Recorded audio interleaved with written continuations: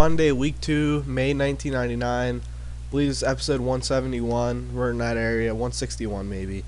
Last week we saw Chris Candido cut the best promo of his career so far, and the best promo I maybe ever had.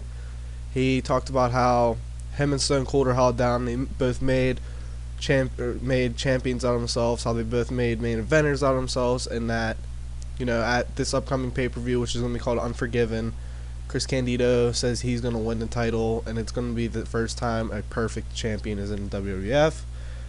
We saw Batista and Triple H. Triple H turned on DX, and now we involve Batista and Road Dogg. We have been, but we just continued with them too. And Triple H defeated Batista. Pretty much basic. Dudley Boys put Mankind and Al Snow through the table. And we saw Abyss once again just destroy another guy. Alright, so let's start off with a Vince McMahon promo.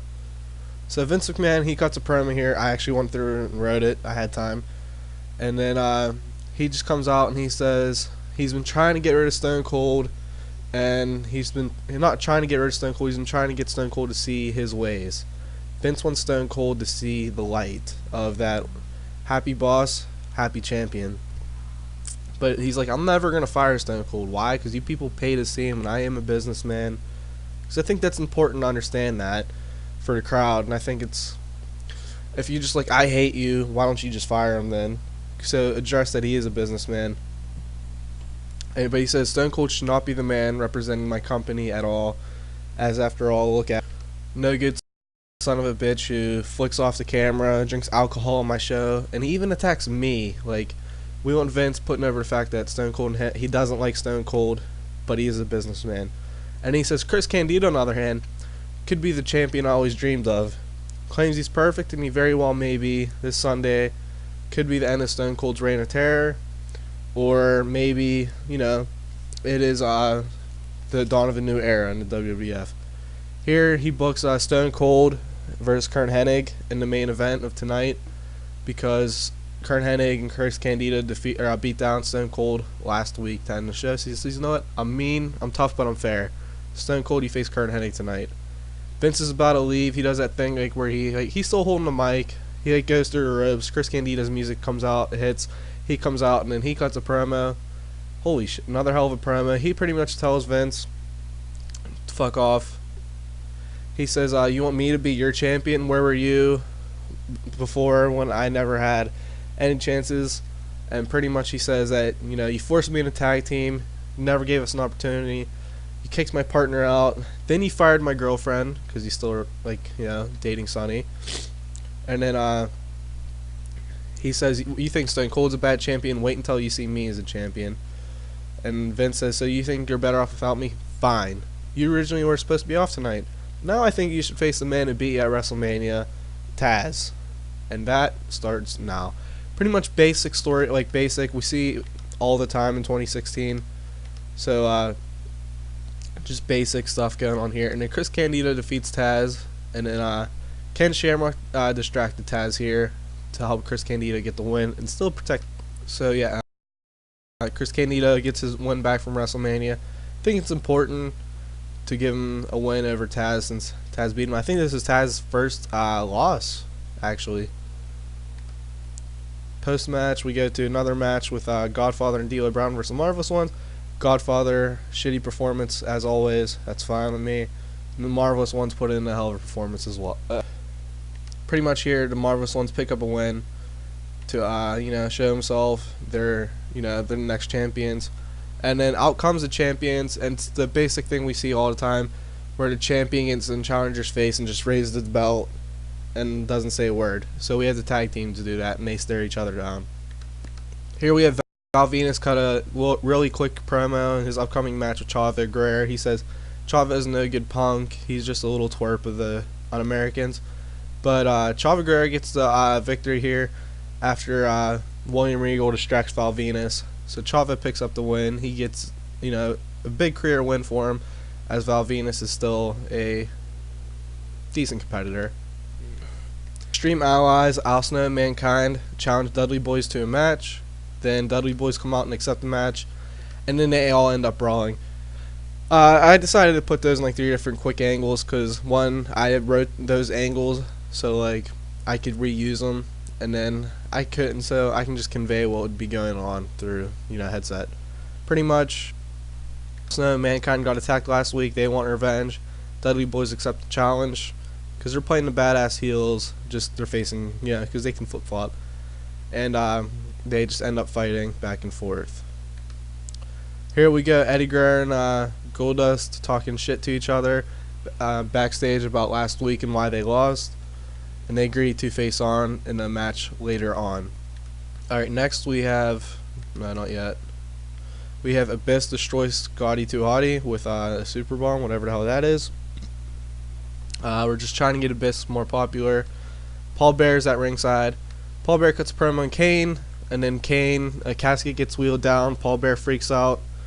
He goes to look at the casket, and then it pops open. Kane sits up, and then Paul Bear looks scared to death before Kane gets out of there, and Paul Bear just runs away and hides behind like Abyss. And Kane's in the ring, does his little fire pyro thing, and it pretty much is set for Kane getting revenge on Paul Bear at the pay-per-view this Sunday, and it's going to be Kane and APA versus Edge and Christian with Abyss. So it's going to be 6-man tag. And then APA beat up Edge and Christian. It's backstage, or it doesn't matter really where. Just get revenge. So we have APA and Kane stand tall. Here we have Stone Cold, tying his boots together, getting ready. Just a little quick angle to show flow throughout the show and not just go angle match, like to hype the main event.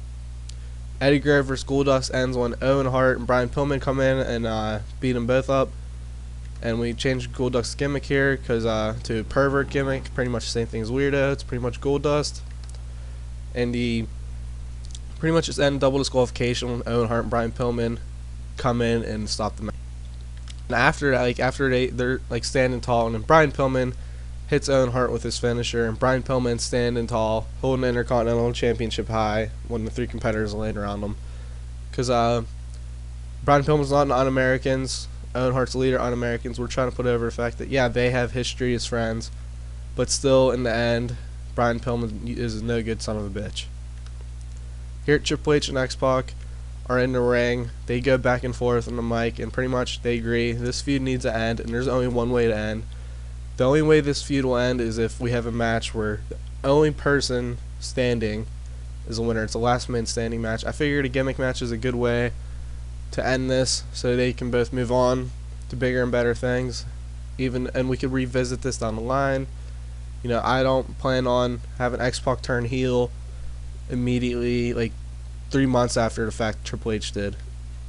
It'll be a last man standing match at Unforgiven between Triple H and X-Pac. Here Stone Cold's walking towards the ring, like backstage. Chris Candido comes out and to the ring to do color commentary. Then Stone Cold vs. Kurt Hennig ends when Stone Cold defeats Kurt Hennig with the stunner, an exceptional match. Chris Candido's in commentary. After the match, he of course runs in and attacks Stone Cold, beating him down on the mat. Chris Candido stands tall, holding up the belt to end the show. Here we have another hell of a show. The first 2 angles were must-see, which is I really liked. Nice flow throughout the show with nothing really too low except the squash match with Abyss, but it's a squash. It's whatever. And then Edge and Christian getting beaten up by the APA. Other than that, everything was pretty damn good, and I'm happy with it. So I think we're going to beat WCW here. I'm going to go check the score to make sure. I think it's 70-26, but I'm going to check to double. Okay, right now it's 71-26, and then let's look here. Okay, it's 72-26. Vader vs. Sting with a bad rating. That's bull. Call him BS on that. And yeah, they have all their top guys. Bret Hart vs. Bill Goldberg. Huh. I don't know. Still thinking if I ever do the invasion, well, I probably am. Like, should I sign Goldberg and have him go through the roster and be undefeated? I don't know. It's interesting. Mankind wants more momentum.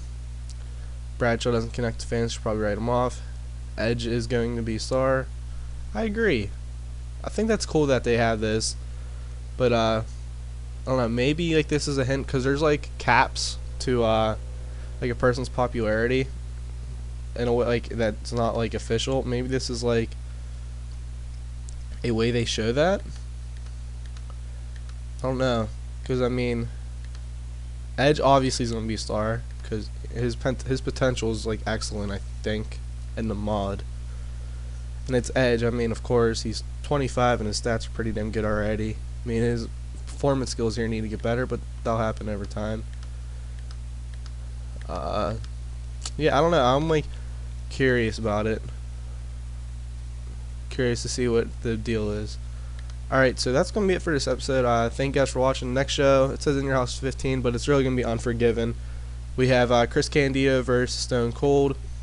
We have X-Pac versus Triple H. We have, what's it called, Edge and Christian and Abyss. ENC and Abyss versus APA and Kane. Wow.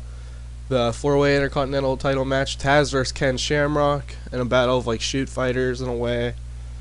Whole bunch of stuff. That's just to start off the top of my head. We have Un-American all throughout. So thank you guys for watching. I'll talk to you guys this next episode. Hope you enjoy.